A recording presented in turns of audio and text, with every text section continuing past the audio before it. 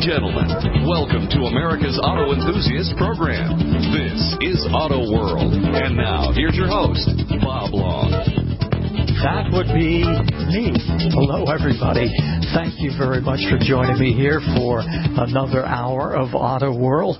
And we've got an exciting hour because Dan Watson is going to be with us, and he's our guy that we turn to all about oils. Over 25 years of experience, one of the largest AMS oil dealers in all of North America. And I know I got a number of emails this week. Dan may have gotten some as well. But every time he's with us, he seems to get more and more popular. So we're always happy to have him on. Telephone-wise, here's the number. It's 855-660-4261. 855-660-4261. Bob at autoworldradio.com. Let me remind you that our Auto World guest line is powered by Hagerty. Need classic car insurance? Only Hagerty has the expertise and passion to protect your car how it deserves. Quote at Hagerty.com or with your local agent. Hagerty, for people who love cars. Now let's bring forth the man who knows oil inside and out. It's my pleasure to welcome Dan Watson back to Auto World. Hey, Dan. Hey, Bob. Nice, pleasant evening here. Nice to talk to you. And it seems just like such a perfect thing how things connect that you just talked about Hagerty and classic car insurance. Well, I want to talk a little bit tonight about classic car lubrication, which is in its own way sort of an assurance that it'll keep running without failure. So sure. Kind of a nice connection, I bet. And I can see why Hagerty does what they do, because you can't typically insure one of these classic cars like you would a normal vehicle. They look at the age and the model and so forth and tell you it's not worth anything. But it is worth something, a lot, okay? And people that have these cars, for goodness sakes, they treasure those cars. They're actually collector's items, and they're beautiful. I mean, I would like to see somewhere, and if anybody's listening out there, they can send me a picture of it. I'd just love to see if somebody's got around the 1965 to 1970 Plymouth Barracuda. That is a car that I always really loved when I was a kid, and of course, that whole line is gone. You don't find it, but what that was their competitor for the Mustang and for the Camaro, and it is a sharp, powerful, muscle car, those Plymouth Barracudas. So if any of our listeners happen to have even a picture that they can send me to my website or to my email to danwatson@thelubepage.com. Boy, I'd love to see a picture of one. I haven't seen one in so long. I'm sure somebody somewhere has one of those as a collector's item. Yeah, absolutely. You seem to see more of the early 70s rather than the late 60s. So we'll put the call out there for anybody and everybody to send pictures to Dan. Yeah, the Plymouth Barracuda, they had, you could put a powerful 383, Plymouth V8 in that thing, and it would actually scoot, boy. It would move. So, powerful car. Not much bigger than a Mustang, about the same size, but really quite a power plant in there. Yep. So that brings me to what I really like to talk about a little bit tonight in this first segment is how we really lubricate and take care of these cars from the 60s and the 70s and even the 50s. I think here the other day I drove up next to somebody and looked at me like they had about that couldn't have been later than a 60 Corvette. It might have been like a 57 or 58 or something. Boy, that thing was pretty. I forgot how small they were then, though. They were really pretty small, like a little roadster. They weren't very big.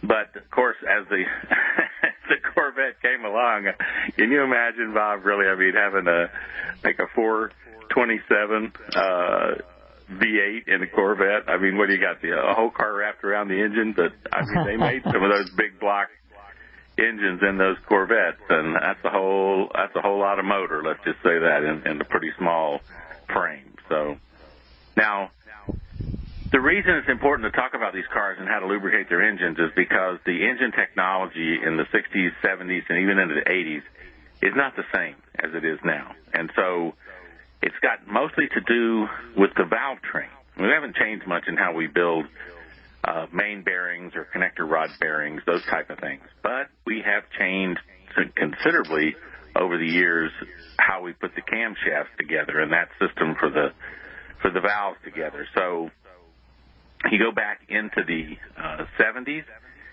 and we got a lot of solid lifters and what they call a tappet system. And all they're really trying to say is that we have push rods sitting on top of solid lifters, which ride on the camshaft, and that push rod goes up, and it operates one end of a rocker arm, and the other end of the rocker arm pushes down on a push rod, which is attached to the valve, which opens it in the cylinder. So that system works fine.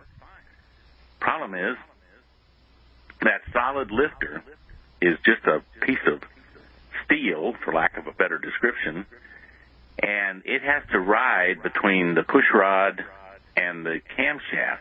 And so that camshaft, which has lobes on it, as the listeners are listening, I'm trying to describe this to make it easy for those that aren't really familiar with that technology. But so when that lobe comes around and goes to push up against that lifter, that solid lifter is in there so that it rides on that lobe, pushes that rod up. Well, it's pushing that rod up against spring pressure. That's the valve springs you have in those rocker arm systems. So it's got quite a bit of resistance to push that up. And that's the reason is it's designed to follow the cam, to be on the cam, not to be thrown off like it's bucking off of a horse. So system works great, but you have to lubricate it correctly because there is a slide motion going on across that camshaft. Now, what folks have to kind of envision in their mind is that the way we lubricate moving metallic parts is we put oil between them. And if there is a full film of oil, those two parts are separated. They don't touch each other. They've been lubricated as they move past each other. The problem with this sliding motion on this camshaft is it can and does, in fact, have the ability to virtually kind of slide, scrape the oil film off the surface of the metal. Oh, my goodness. If you push that oil film off and you go metal to metal under pretty heavy pressure, I'm going to have some wear building up. Now, what we do in oil to prevent that is we use an anti-wear additive.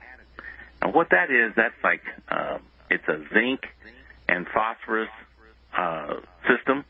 And what happens is the zinc and the phosphorus can be on the surface of the metal, both pieces of metal, so that when the oil film is not fully there to protect it, the sacrificial anti-wear elements of zinc and phosphorus, they are what is worn out, not steel to steel. So it's called a softer, lubricating, metallic substance of zinc that will actually not let the steel to steel. It just goes zinc to zinc. And by the time it's coming around again, it's covered with another coat of oil, which has more zinc and phosphorus in it, and it can do it again. So on the camshafts in particular, we prevent wear by anti-wear additives because the oil itself gets literally scraped off the surface of the metal and cannot stay there. So we use anti-wear additives. I hear it's coming up on the break, so that kind of sets the stage to explain then how we're going to achieve this in the next segment. Absolutely, and we have a lot of people who are listening very closely because they own a lot of classic cars. We'll take a pit stop and then more with Dan Watson, CEO of thelubricate.com.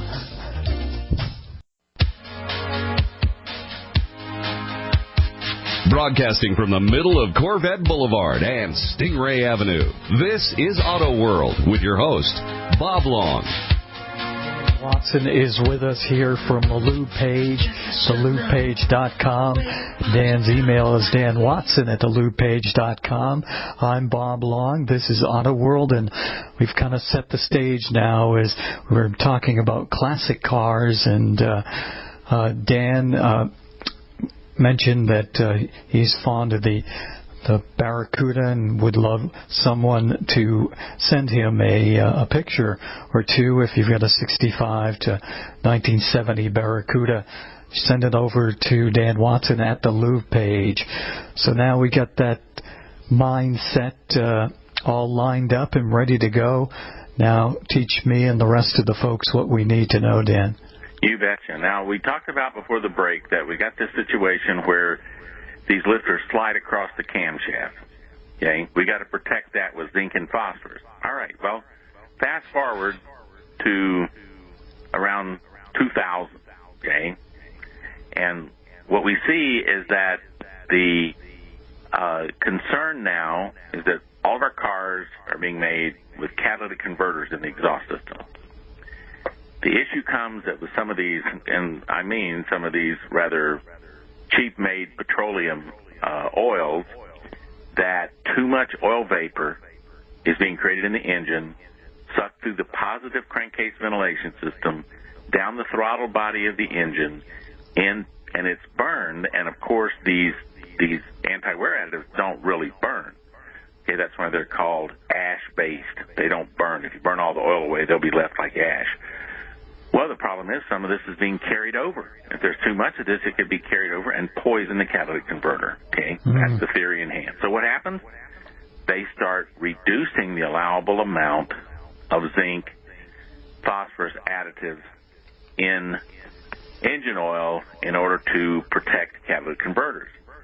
But what this does is it starts to bring into question, well, how much is enough of this anti-wear additive and how much is not enough? Well, quite frankly, during this whole process, we changed how we build those camshafts. We'll get to that in a few minutes. But let's just look at the fact that if somebody had a wonderful 67 Mustang, 72 Camaro, a 77 Chevelle, any of these, you go back, the Barracuda, all kinds of different muscle cars of that time frame.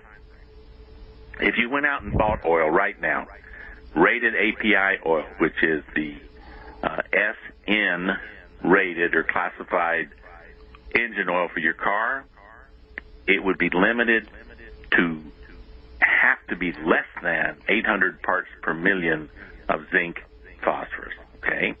Now, that's not taking it all away. And for a lot of modern camshaft systems, you're going to be okay, but that's starting to get on the low end to protect that solid lifter system. So what are we supposed to do? We look and we go, okay, I buy the regular standard oil. I buy myself some 30-weight oil for the car, and it turns out that my camshaft is getting unusual wear. Okay? So you have to understand that you need to look for oil that has the sufficient zinc and phosphorus in it that it would, in fact, provide you with all the protection you need for your classic car. Now, if you could find oil still on the market that was only SL rated, that's the last oil before they started limiting the zinc and phosphorus, then you could find oil with that at least wasn't limited. But here's the other thing you need to understand. A lot of oil companies don't bother to put that much zinc and phosphorus in the oil. These are additives that cost money, and if you're not going to need it to protect a roller cam system, then why would you put it in there and spend the money when a very small percentage of the population with these classic cars might have something to be concerned with? So when you start looking for the oil that you want to run in your classic car, especially the ones that have the solid lifter systems, then you need to look for something that will verify for you that it is designed with high zinc and phosphorus for these applications. AMSOIL has a group of oils that they call Z-Rod oil. It's just a name they gave it, but those are made specifically for classic cars. And people ask all the time, well, can you really run synthetic oil in those cars? Because they weren't designed for it. Anything that moves was designed for synthetic oil. Let's just put it that way. It's kind of like saying that you can't put radial tires on your 1977 car because it came with bias ply tires. No, Radial tires will go on any vehicle that the tire rolls down the road. Okay, you just get the added handling capability and the superior construction of a radial tire over the bias tire that it replaced. So, yes, you can run a good quality synthetic engine oil in a classic car. It will give you all the benefits it would in a newer car.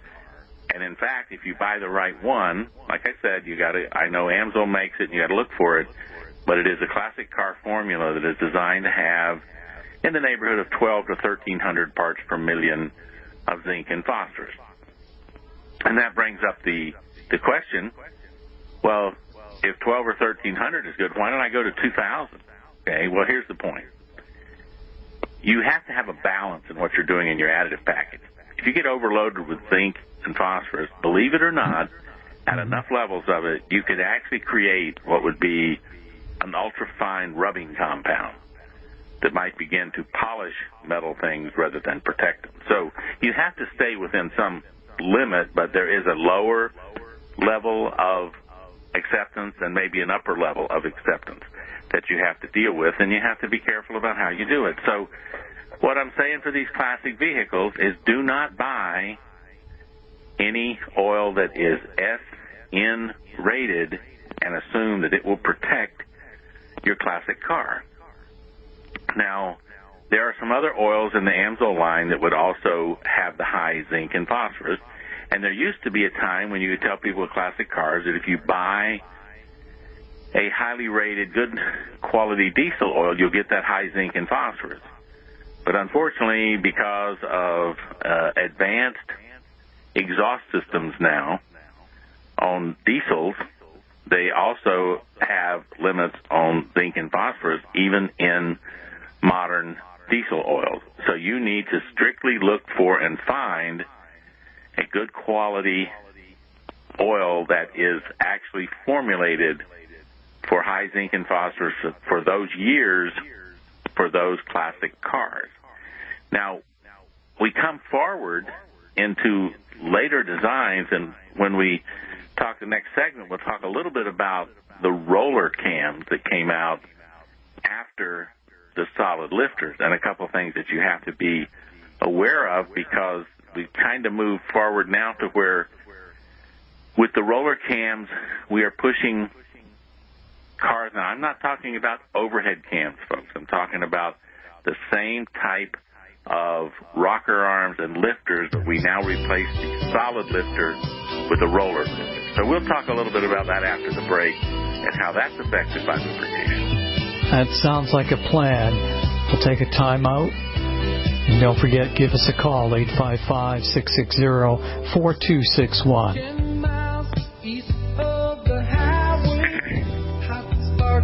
Burning the night away, two lips touching together. And now, back to the show with the highest octanes, Auto World, and your host, Bob Long.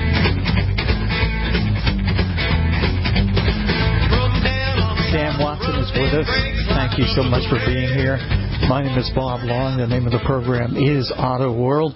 And Dan has been talking about what kind of oil you should be putting in your classic car, and it brings up a number of questions. And Dan, before that hard bottom of the hour local break, you were telling us a little bit about the upcoming hurdles. Well, one of the things, Bob, I was bringing up was that we moved from those solid lifters to hydraulic lifters, but even the hydraulic lifters, the first ones would have just been what they call riding on a cushion, more of a cushion of oil that was pressed up inside the lifter, but the lifter was still sliding across the camshaft. So we then figured out maybe if we had something that rolled across that camshaft, that would be an improvement, because it would make it easier to lubricate and easier. There wouldn't be as much tendency to bounce as you could get at higher RPMs with the solid lifter. So here we go with a little roller, and if our listeners can imagine this, if you had if you thought about your thumb as being a lifter, and you looked at your thumb and you said, okay, It's about that size of my thumb. Of course, I say this, there's some people there probably got really big thumbs and some got small, but just take it for what it is. Look at your thumb.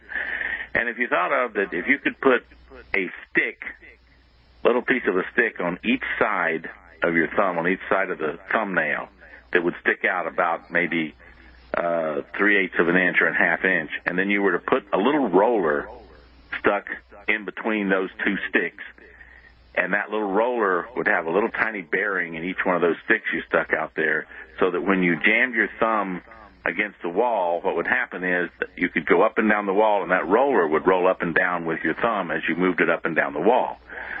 Well, that gives you an idea about how you design a roller lifter. You're installing a roller on the end of the hydraulic type lifter that it is. And you can see this if you go online and you can go to how things work and you can put in there roller lifter and you can get all kinds of pictures and easy things to see. But this was a good idea. But what we find after many, many years of this design being around and available, it started now at a time when we were still using probably about as many cars were using 40-weight oil as were using 30-weight oil. That's when it came into being, okay? And what we find out is that with all the quality control we can do, there are still some of these lifters that the roller, its needle bearings on each end of its little shaft that holds that roller in position, fail. And when they do, the roller stops rolling. What does that mean to us? Well, it means that when the camshaft comes in contact with it, it slides over the camshaft. Just like the solid lifter was sliding over the camshaft, when the roller stops rolling, it acts like a solid lifter. Car keeps running. Now, I will tell you this. Sometimes that's a tap that you hear. People go, well, I hear a ticking noise. When my car starts up, it ticks for a while, and then it finally goes away. Well, that ticking noise is quite probably a roller that stopped rolling, and so when it's hitting, it's making a ticking noise until there's enough oil and everything is there that it starts to manage to slide better over that without making the ticking noise. But when you first start up and there's not a real heavy oil film built up on that camshaft, it could make a metallic ticking noise every time it hits that lobe. So anyway, these rollers, when they stick, the problem is you now are depending upon the oil you've got to give you the protection, just like you did for the solid lifter. Well, all the way up through 2000, we had a pretty good chance for that happening because we were still a lot of people making oil with pretty high zinc and phosphorus. However, I must always tell you that the people that made oil, petroleum oil that was designed to go 3,000 miles, they didn't put too much. They put maybe the minimum they could get away with, maybe 600 parts per million or something, because it didn't have to last very long. When you move over into the Amsoil family of oils, because from day one, Amsoil was designing what they called an extended drain oil. Well, one of the byproducts of that benefits is you really had to boost up the additive package to last for that extended drain. So you got the added benefit of high zinc and phosphorus because they needed to make sure that that was going to go the distance, okay? So what happens is that with these rollers, if they're not rolling, they're sliding. We got away with it through many of the years up to into the late 1990s, into 2000, and coming past 2000. But what happened was two things started taking place. One, it was decided that by the powers to be that we would start going to 20-weight oil. Why would we do that? Well, because if you use 20-weight oil and it works satisfactorily, you'll get better fuel economy. So the whole push was to use the lighter weight oil and gain some fuel economy. Okay, sounds like a reasonable thing. If I can just use some lighter oil and get some better fuel economy, why not? But at the very same time, because 20-weight oils have much higher volatility, they vaporize easier, the government was forced with the situation of how to protect catalytic converters. So they decided, well, if we're going to use this lighter weight oil, we get more oil vapor, we get more carryover, we better be careful of how much zinc and phosphorus. So now they come out with the zinc and phosphorus limit. At the same time, they're reducing the viscosity of the oil. this is like a perfect storm towards these roller lifters, because what you got is, as long as they keep rolling, never a problem. You don't see anything. But with 20-weight oil and lower zinc and phosphorus, if you get a roller that decides to fail, this is just, there may only be a half or a tenth of a percent of these things that fail, but there's millions of them on the road.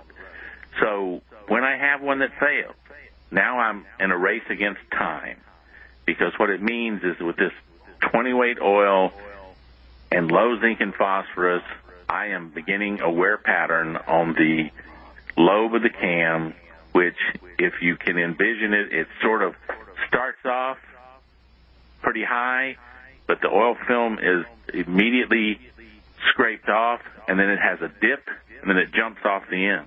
So it looks a little bit like a J shape in that, digging a hole into the camshaft. Now, Bob, I've seen these things personally, what they look like, and I've seen the camshaft, and I've seen engines that are taken apart because of this failure, and they can have all of the lobes on the cam in a V8, all the rest of them except one cylinder, and the cam lobe is worn so badly that it'll no longer open the valve on one lobe on the cam. And when you look at the failed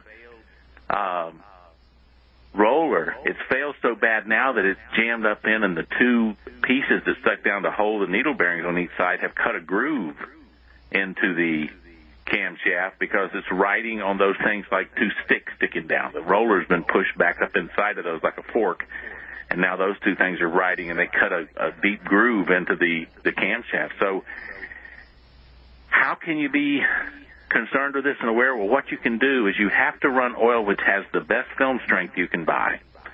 And if it's a 20-weight oil, get the best film strength that you can buy, and that is going to be that you need a synthetic oil. Why do you need a synthetic oil? Because when the oil is so unstable with temperature that it loses its viscosity at any elevated temperature, there's no oil to help slide over the camshaft. It's depending entirely on zinc and phosphorus, and the government took that out of the oil. So when you use a high-quality synthetic, that at least the 20-weight oil will still be there, it won't have blown away due to temperature, you get at least that amount of assurance that you're not going to... Hey, it's Billy F. Gibbons from ZZ Top, and you're listening right here to Auto World.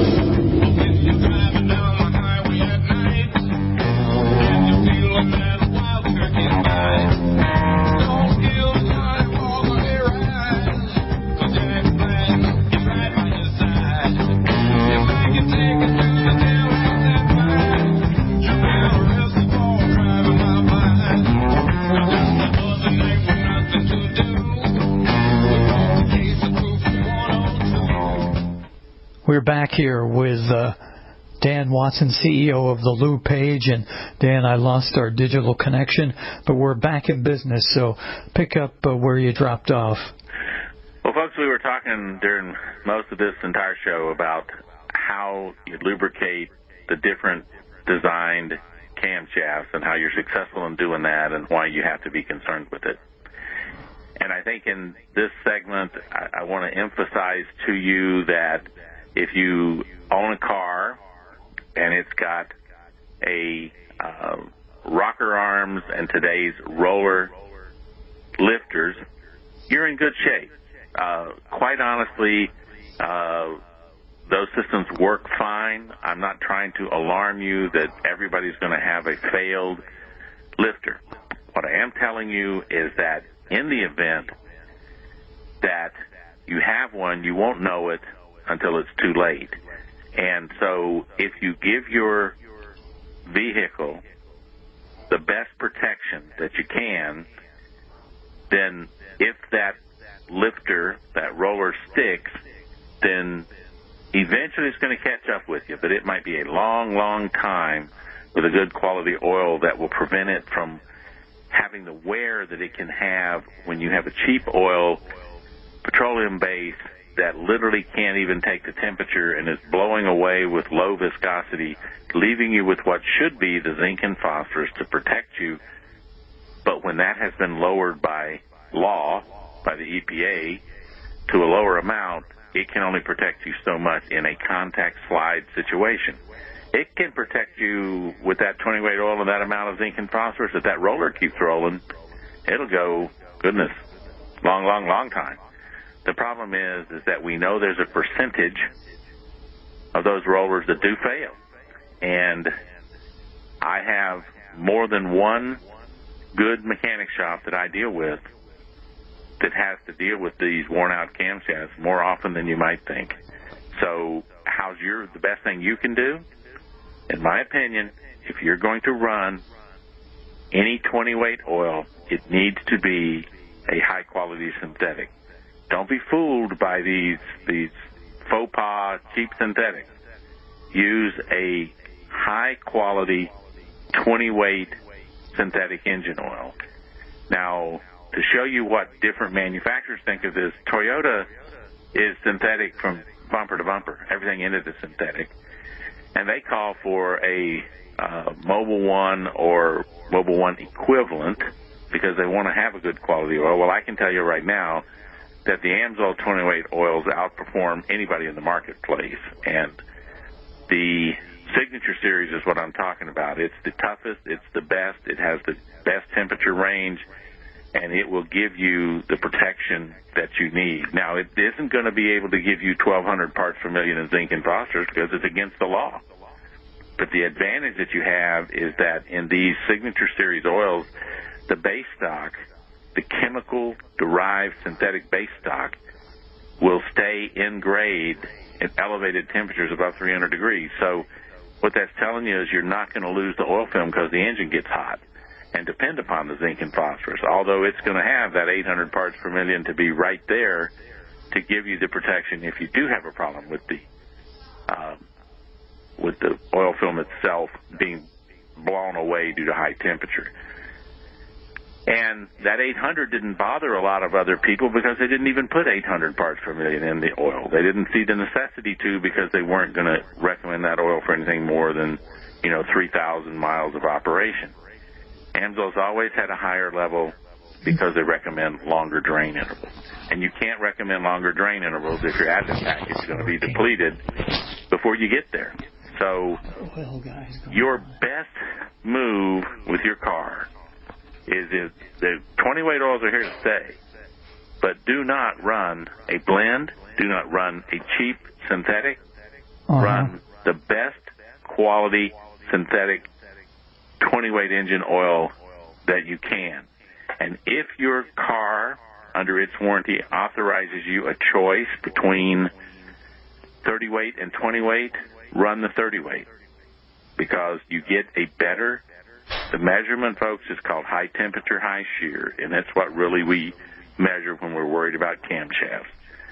And the thicker the oil, the higher the number for your high temperature, high shear. So when you get down to 20-weight oils, you're down in an area where you need the very best lubricant that you can because it's close to its margin, and you don't want that oil film to disappear. You want to make sure that you're protected. Now, there are so many incredibly fine 4-cylinder and 6-cylinder engines that are calling for 20-weight oil. They're everywhere from Ford to Honda to Toyota, all of them.